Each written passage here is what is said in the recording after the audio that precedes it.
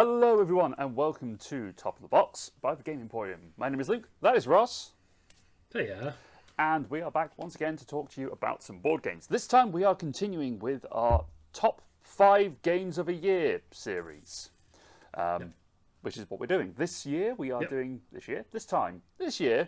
2016. Yes. So we're going Either one of those sentences works. Both of those are technically correct. They're linguistically problematic, but they are technically correct. So yeah, we are doing 2016 games this time around. We did our 2015 games last time. Check that out if you haven't already. And yeah, we thought we'd carry on, pick our top 5 games of that particular year. I don't really remember what was going on in 2016, to be honest. I don't feel like I don't know anything. either. I don't think anything important happened. What happened in in 2016? Wait, didn't you get married in 2016? Was that 2017? That was 2017. Okay, fine. That would have been awkward. David Bowie, Prince, and George Michael all died. And what a way to get over the loss of such heroes than by playing board games. Yep. Sure, that's what's That's happened. the first thing that came up. So, yeah. Okay, well, fair enough. All right, well, let's go into our top 5 games. And I have an honourable mention this time around. Do you have one? Oh, I don't have an honourable mention. No, this time do I? Oh no, I do. I have 3 honourable mentions. Let's do the honourable mentions. Get them out of the way. Sure. Do you want to do some of yours? Yeah, you know, I hit all 3. Honourable mentions for me. I've got Santorini. Santorini was my honourable mention as well. Ah, there we go. So, I also put on there King Domino and Sushi Go Party as well. So, But both of those were on my 6. Well, all 3 of those were 6, 7, and 8 for me. Yeah. So I think So, we are going to be. Maybe this will be a very similar year then. Maybe this time round. Maybe. I mean, I've kind of done the thing where I've looked at other games. You know, I've gone, okay, Right, Ross that might be not thinking really. of this, but it might not be. Gotcha. There's probably going to be a fair bit of crossover, to be fair. So we'll see how this goes. So let's get into number 5. All right, my number 5 is probably one of your favourite games that you don't own. Oh, okay. This is the original OG deck builder. It is Dominion. You know what's so funny? Not on my list. What? I'm stuck. Do you know what it probably is? Is because it's the 2nd edition that is the one that I've chosen. Because Dominion itself came out a long time ago, but I've only ever played. Maybe that's I've only ever played I 2nd don't even edition. remember seeing that because it would have been on my list if I'd seen it. Yeah, so, yeah. that makes sense. Dominion 2nd edition. It is the original deck builder. It's, you know, you start with a weak deck. You eventually build up to have massive combo turns of actions and all sorts of different things. It is. I thought it was. It used to be on this shelf. That's why I'm looking around. It used to be over here. But it is. Yeah, it's just really good. There's all sorts of different expansions that I'm yet to delve into. I feel like I might look at that at some point. But it's really good. It's completely themeless. Let's be fair, it doesn't need a theme on it. Like, there are other deck builders that do the same thing a little bit better and with a theme of some description, like Marvel Legendary or what's a good example near here? Mystic Vale is another deck builder. Yeah. Well, that's a kind of card crafting system. But yeah. Great Western Trails, actually, that's another one. But there's all sorts of things Yes. they wouldn't have started if not for the OG Dominion. Sometimes, right, you want to play a game and you want to be able to explain it to someone, and you don't want to have to be like, so here's a mechanism in the game, and here's another one, and here's another one, and here's another one, and here's another one. And sometimes you just want to be like, right, if I'm going to teach, like, particularly when people are starting out, you're like, I'm just going to teach you this, and then you can apply this knowledge now to like 10 other games that you, so for example you mentioned like Great Western Trails, right? Yeah. So obviously it's got more like not worker placement, what's the word I'm after? It's a rondelle system. Yeah, right. So then you're like, oh, it's this and this, but actually, yeah, Dominion are so good. Like absolutely one of my favorites. Yeah, I mean, I taught Laura how to play Legendary Marvel deck building game first instead of Dominion, and she just spent the entire time going, "Oh, I don't really get this. I don't know what's going on. How does this all work?" And then we played Dominion, and it strips everything back to this is just what the deck builder is doing. This is all it is, and then then we played Legendary again. She's like, "Oh, I get this." Yeah, It real good, and it spun off so many good games afterwards, and some terrible ones. Let's be fair, but it spawned a genre. So, Yes, absolutely. That's my number 5, and probably would have been on your list if you had realised It it was would have there. been one of my, and it probably would have been much higher on my list as well. But yeah, obviously I hadn't seen it, or I just ruled out because it was the second edition of it. My number 5. Yes. My number 5 is Islebound. I thought this would be on your list. So you're moving your ship around, you're visiting or attacking ports or diplomacying. What is the to do? Negotiating, I guess, is the... Yeah, I guess, yeah. You're engaging in diplomacy. Yes. Doing actions and building some buildings and stuff, really. That's kind of that's the core of the game. It's in the same vein as Above and Below, as Near and Far, as Now or No and Never. Yep. Forget those all the right. Got those all right. That was the right order. Ryan Lockett games is what we're saying. So yes, so it's all part of the same universe. Just a really good game. One again that isn't crazy to be explaining to people. Has like actually a decent theme to the back it. It just seems to be one of the core ones, which I don't play. I probably only play it like twice a year, maybe, or something like that. But yeah, if someone's like, "Oh, what game?"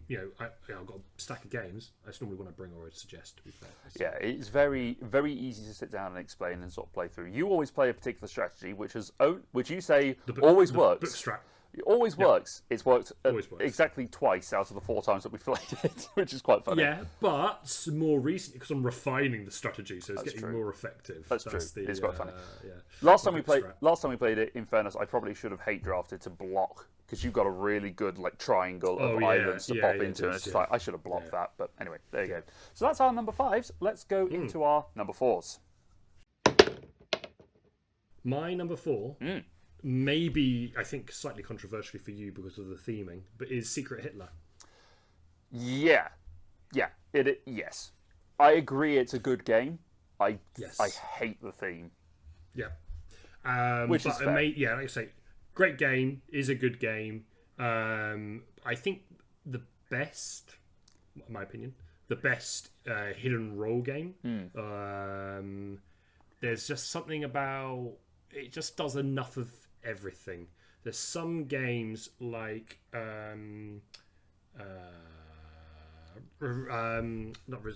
Resistance, yes, but also Avalon was actually the one I was thinking of. Yeah, and Coup. Do some of the things. And Coup, which all kind of...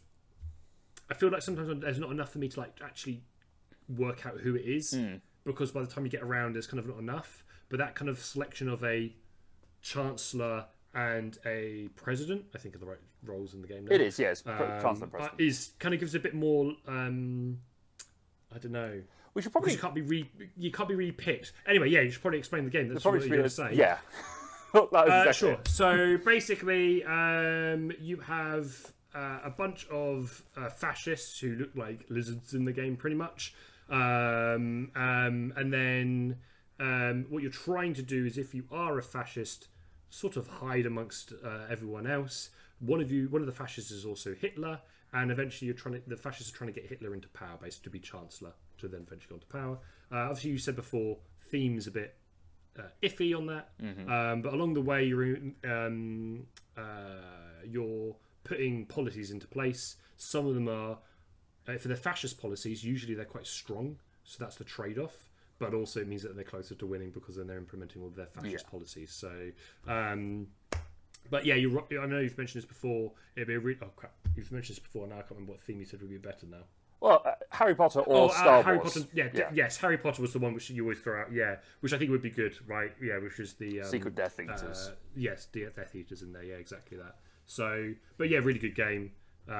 Spent a long time trying to find a copy of it. You sniped one. I found it in your local game store when I was just wandering around one day, and I was just like, but that's I couldn't see it for ages. But yeah, really good game. Yeah, it is. It's one of the social deduction or hidden role games that I will play more than some of the others. Like some of the others that, as you say, there's not quite enough information to go by, but there is a little bit of debate and bluffing and things you can actually do within Secret Hitler to kind of say, well, I'm going to discard this policy. Because you draw 3 policies, the president discards one of them, passes them over to the chancellor, and there's voting in place so that if you really think that someone's potentially going to be Hitler and you don't particularly want that particular political pairing, you can get rid of them. And I think Hitler knows who the other fascists are, and the fascists all know who they are, but Hitler they don't know who Hitler is. Hitler is, yes, I think that is correct. Yeah. Yes. So there's a little bit of extra meta that you have to try and work out, which is kind of fun. There is a little player elimination as well if the fascists do too well. So that can really start to drive things home. Yeah, and just on that, because normally player elimination is kind of a big problem. Also, games like 20 minutes max really to play. Yeah, it's really short. So, really short. One example I was going to give of a bad one, I don't know why I'm doing this, but I'm going to do it because I'm going to call the game out, is Saboteur, which is a great example of a game which doesn't give you almost no information based on who's playing what role, and that's quite frustrating when you're playing it then. So this is why I really prefer Secret Hitler. Yeah, it's good. It is good, yeah. Okay, my number 4 is a very small card box, very small card game, little box that is quite hard to find these days, but I got it quite lucky in a mass trade. This is Fuji Flush. This is a little card game where you have a hand of cards, you're trying to get rid of all the cards in your hand, and the way it works is you take a card, you play it down. If it is a higher, the next player then plays a card. If that card is higher than the number you put down, you discard your card and you draw a new one. If they have put a number down that is the same as yours, they get added together. So you now have, let's say I put down a 2, Ross puts down a 2, it's a 4. Laura, let's say, as the next player, would have to either beat a 4 or play another 2 to join in to make it a 6. And if it gets all the way around the table, back to you, and your card is still in front of you, then you discard your card and any cards that are the same as it, and you no longer have to draw back up. So you just thin down your deck that way. So there's a sort of semi-co-op bit of getting your hand down really small, really early on, and then suddenly it gets a bit of, all right, well, you must have, you've only got 2 cards left, so we don't really want to stack you up. We really need to get against you. And I think it's nice, it's light, it's really easy to play. It's just a very small card game that you can take around. I think it's minimum 3 players, because it wouldn't really work. And there's different quantities of numbers, so it's hard to card count. But it's just a good little game. It's just nice. Not played it? No. I keep meaning to bring it along to one of our next game nights at the pub. Yes. Might be a good idea. Yes. Yeah, that'd be good. I think that'd be the right crowd for it as well. Because it's very easy to play. 3 to 8 players. Easy. Freedom Feast as well. Nice green box, which is quite fun. Yes. So that's our number 4s. Let's look at number 3. My number 3 is... We're role-playing players, right? We play a lot of RPGs. Sure, yeah. And one of the things that we like about our RPGs is building a character. So let's make a game out of making a character. This is Role Player by Thunderbolts Games. It's a very straightforward dice selection bidding game where you are going to be taking the dice and placing them into your character sheet. You've got a race and a class that you are dealt out randomly, and you have different racial benefits that will bump up the scores, and you're trying to build out your statistics for a character, so your strength, charisma, dexterity, wisdom, intelligence, and constitution, and you're just trying to get all those out, and you have certain numbers that you're targeting that would be beneficial for your class. And you get that by drafting dice of different values and different colours. So you'll have all sorts of things that are in place for a pattern in place, kind of like Sagrada. Although Sagrada came later. And you're just trying to get the numbers in place. So over the course of the game, you're going to be drafting out 18 dice, I think. Yeah, 3 times 6. And putting those into place. And then you just have a character sheet that you have ready to go. I mean, Laura, Dom, and I played this a while back on stream. And I saved those character sheets. They will turn up in the campaign at some point. Nice. That's fun. So if you want to check out that, you can have a look at our D&D campaign that's ongoing. Yeah, great plug. But it's got some good little expansions in there, Fiends and Familiars, and Monsters and Minions, I think, of 2 expansions, which I've not played with yet. One of the... Or is there an expansion or something you can add on, isn't it, where you can then take that character... That's Role Player Adventures. Role Player Adventures is its own standalone game, which does come with its own pre-printed character. Yes. Oh, okay. That's kind of a campaign-driven game, similar to something like Above and Below, that sort of thing. But you can run characters through that, which is kind of... It's an interesting concept. I've been meaning to look at that at some point, but it is quite expensive, so who knows. But you're also drafting item cards and different stuff as the game goes on, buying items, and Yes. you've got each of the dice does a different ability. Like if it's strength, you can take a die and flip it over if you place it into that row. Or if dexterity, you can swap dice around. Intelligence lets you re-roll them. Constitution lets you modify the dice. Charisma lets you get a discount if you go to the market this turn. It's quite an interesting little game. It's good fun. It's not very long. Like, it's very straightforward.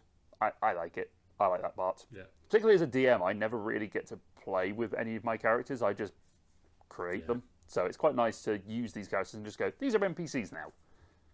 Enjoy. Yeah. That's a good game. It is a good game. Yeah. Like I say, when I played it, I was like, oh, I really love to be able to then take this and do something with it, which is why I mentioned the other game where you can then. It's very easy for you to. I mean, you can just take it and just turn it into a regular D&D character. Yeah. So you've got all the stats in place. You can just go with that and go, yep, that's what we got. And off we go. Yeah. Nice. Do you want to know what my number 3 is? Please. It is A Feast for Odin. Really? Interesting. Okay. So it's a bit of a grower on me, and I think because it's one of those things where it's quite a complex game. So you play it the first time, you're like, the heck is going on? This is, I'm being very dramatic here. This is a terrible game. Nothing makes sense. It's all really awful. An Uwe game, the more you play it, and then the more you play it, you're more like, oh, okay, this makes sense. I need to do this. I still have zero idea on what the optimum strategy is, but I'm having fun as I'm playing along, trying to figure it out. So. Really good. Yeah, really, really good game. So, what you're doing in the game is, well, you've kind of mentioned around I get really excited about talking about the game rather than actually how the game works. So, you've already mentioned Uwe game, obviously. So, there's some feeding of your family in there. For anyone who doesn't know, at some point your family might starve and you need to make sure you feed them. This is a common theme that is throughout all of his games, basically. Yeah. But actually, the core of the game of what you're doing is you're Vikings. I think it is Vikings. It is Vikings, yes. The thing of there, yes. You got a couple. You got a clan of Vikings. Each round you gain an extra clan member, but you also have to feed more people. And then you're basically action worker placement, basically, or action selection, basically. So then you're committing to the weaker ones, only one worker, but there's some stronger actions you can do, which you have to commit 4 workers to. There's a whole multitude of, as I say, strategies and paths you can take around that, whether you're just collecting some goods and then upgrading them, whether you're going out on raids and then bringing back treasure. But essentially, you're trying to fill up a grid that you have, which is kind of like your home base. Like an island kind of thing. Yeah. And there's some rules about how you can fill it up.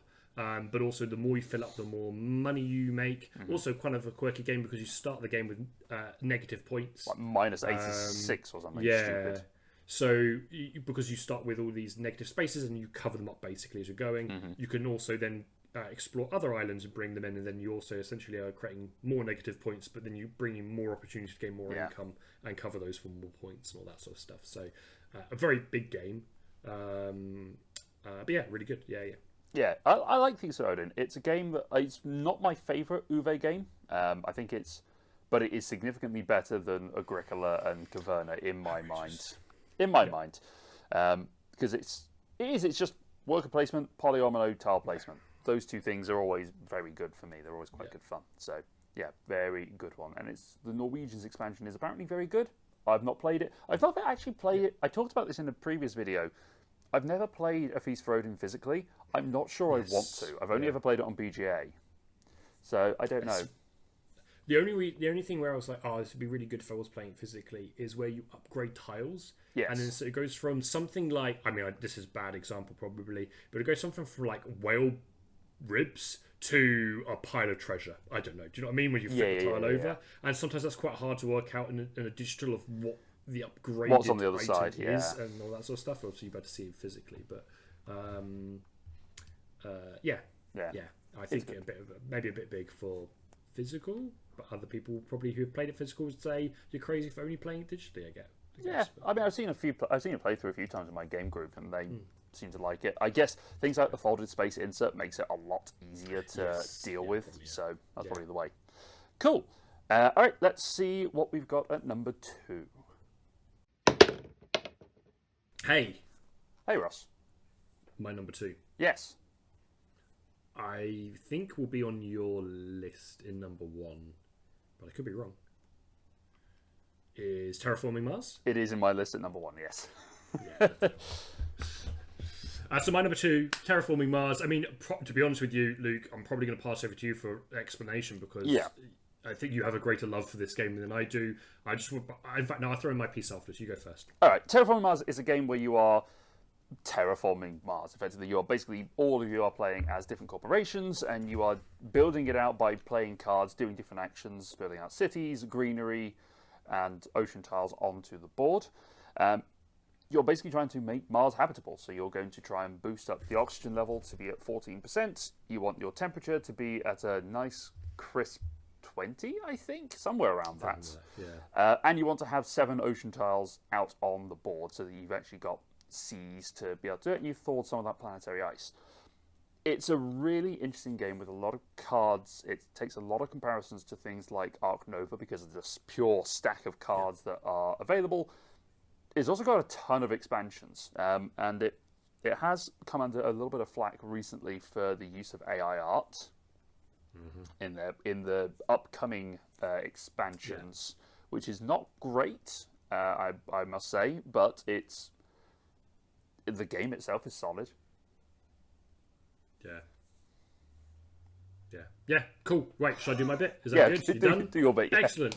So in my number 2 slot, obviously just pipped. I think really. I really like it. I think one of the expansions, the Prelude, is obviously kind of there's a bit of a necessity. Yeah. I think really now, really because that gives you a little jump start into play. Obviously, you've got the 3D printed version as well. That's really nice to have those physical.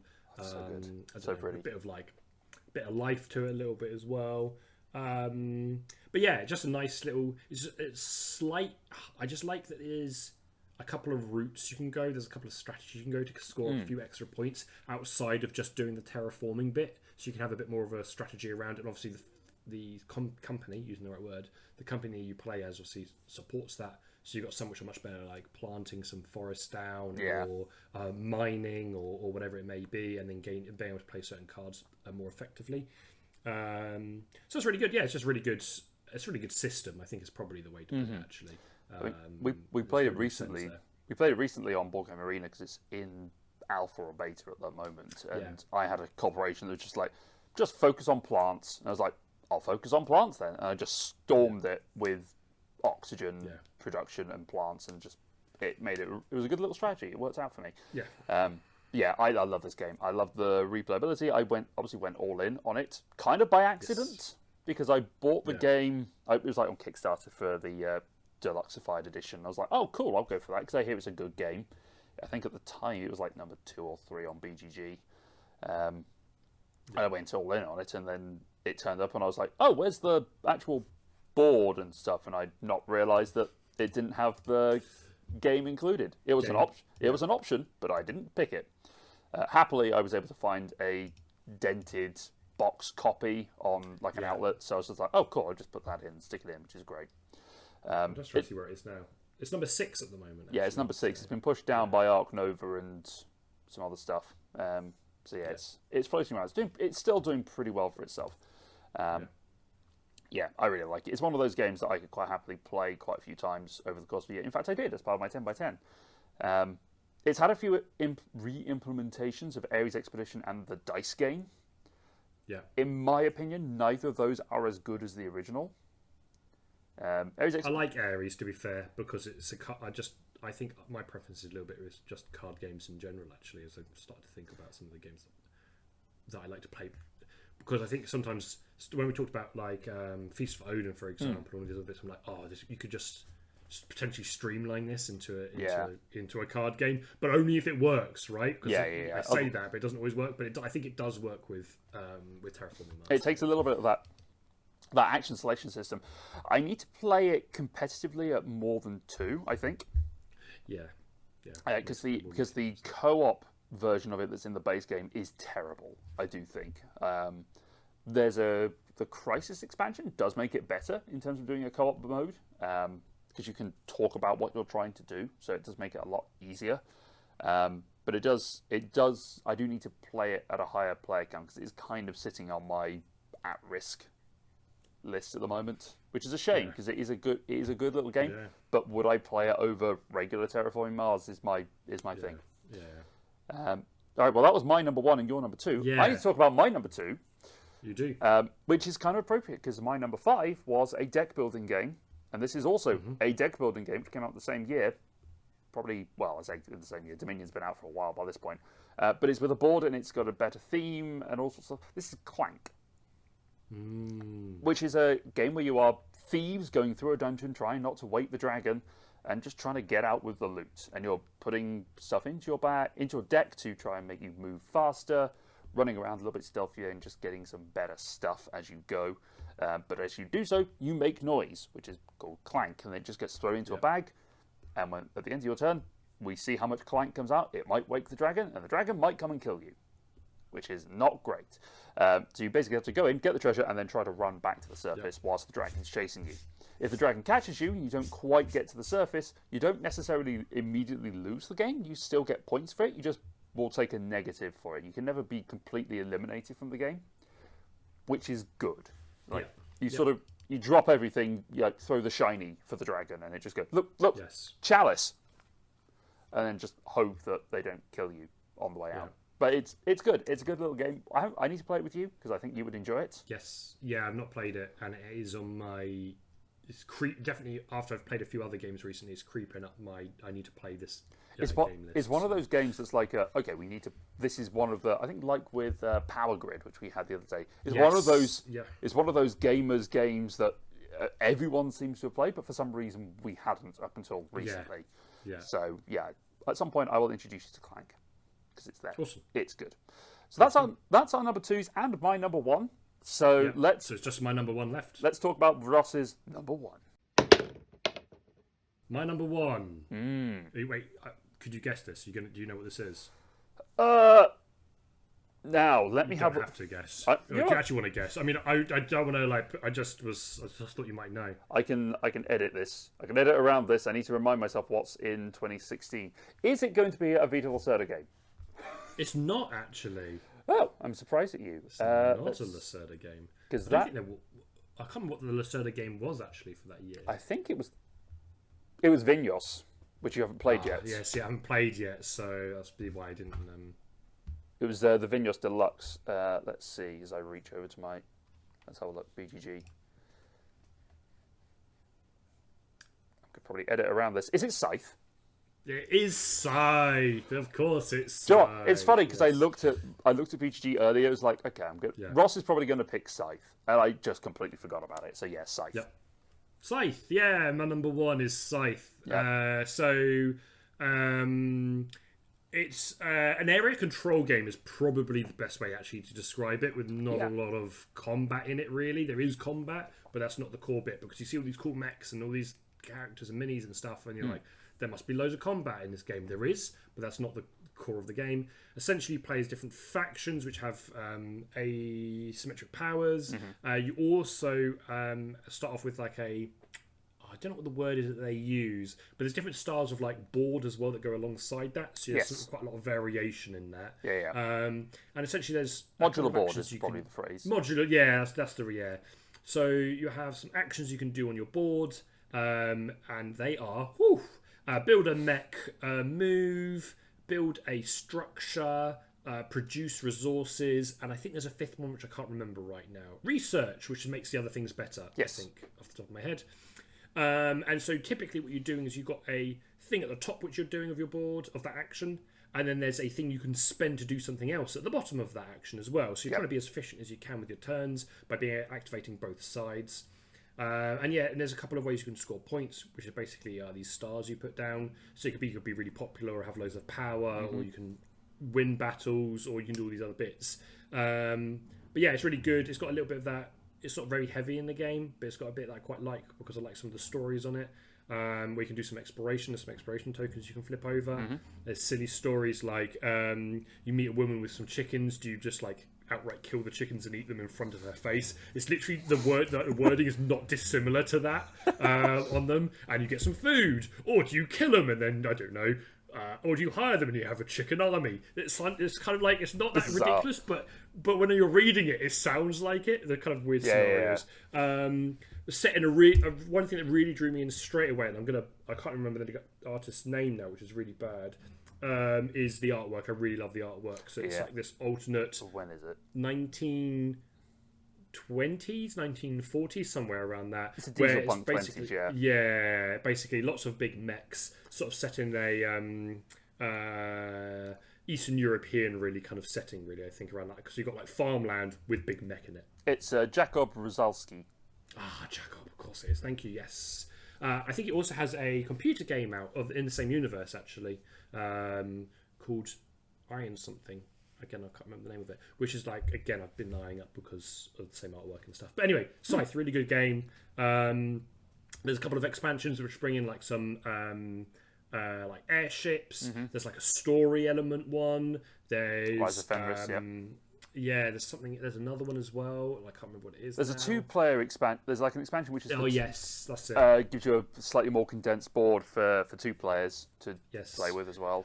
My Little Scythe as well, if you want to play with your kids. Yes, My Little Scythe. Yes, which my son's not at that age yet, but I probably will be looking in a couple of years' time at potentially doing just to start introducing him to some bigger games. So yeah, really good game. Really, really good game. Yeah. I think it was really, really popular, and I think it's just dropped off just because everything's moved on a little bit in the board game scene. It's still number 17 on BGG. So it's Is still, it? Oh, okay. It's not. It's up there, still further than I thought it was. Still really well regarded. I like Scythe. I think it's a pretty good game, and I think its enduring popularity has meant that they did Expeditions, which is a Scythe sequel, which I've played, and I kind of go, it's not really a sequel. It's the same world. It's a sequel in the way that Paladins of the West Kingdom is a sequel to Architects of the West Kingdom. It's in the same world. It's not the same thing. But if you're going to say it's a sequel, it needs to feel like it's a sequel. It needs to have some of the... Yeah, I agree with that. It needs to have some sort of either component or mechanism or something else that carries over from it, right? Or some other link to it, like you finish a game here and this impacts how you're doing it in this game, right? Yeah. Something like a very tiny legacy element or something like that. But just to be like, it's set in the same world. I mean, they don't call... I mean, looking at my shelf here, you don't say Stella, the Dixit sequel. Right, that's not how they describe it, right? But they just put in Stella Dixit, so you know it's a part of the same universe. Yeah. But yeah, so Scythe is a good game. It's it's good fun. It's been a while since I've played it. Actually, we played it on stream a while ago, so yeah, it's good. There's probably been some images over the top of this, but yeah, it's a good little game. We'll need to play it again at some point. So those are our top games of 2016. What do you think? What games have you played that were released in 2016 that you still love today? Games that you've discovered recently or just have been playing? We would love to know down in the comments below. Yeah, that's going to be it for us today. If you like what you see, check out some of our other videos. Like, subscribe if you want to see more of this stuff coming along. And we'll see you next time. Thanks, everyone. Bye. Bye-bye.